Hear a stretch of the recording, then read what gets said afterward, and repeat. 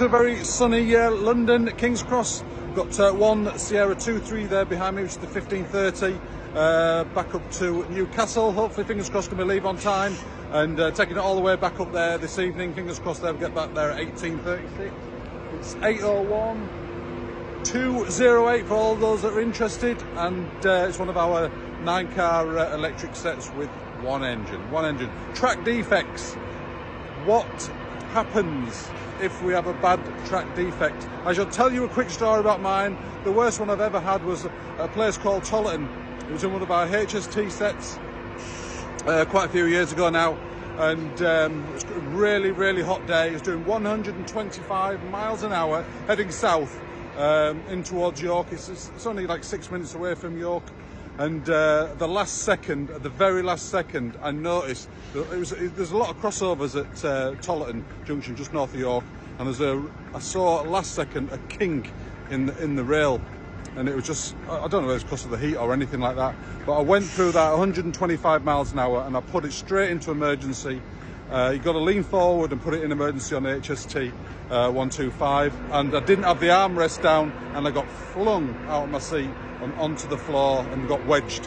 I got absolutely wedged. But the train was coming to an immediate stop with an emergency. It takes HST, even on a dry rail back then, it was about just literally under 1 mile, well, about a mile really, and it was just coming to a grind. Now everything else was absolutely fine. All the first thing you do when something like that happens is just check all the air, make sure your train's still together and stuff like that. But it was incredibly scary.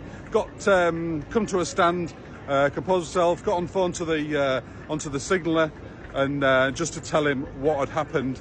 And so that would start a massive amount of inspections going on. The train behind me would have been stopped, asked to examine the line, and then there would have been somebody sent out from Network Rail. But I've had so many. I'll go into that in my next kind of few videos.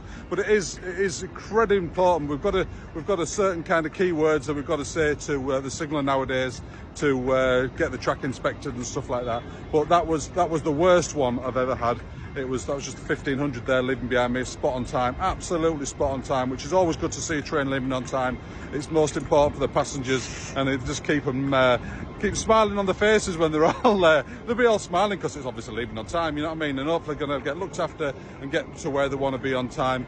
And just got that lovely class 91 there behind me. I think that's off the string of beads a bit later on, but we'll just see how it goes. But yeah, that's the worst one I've had, but I've had numerous over the years. A lot of my colleagues have as well.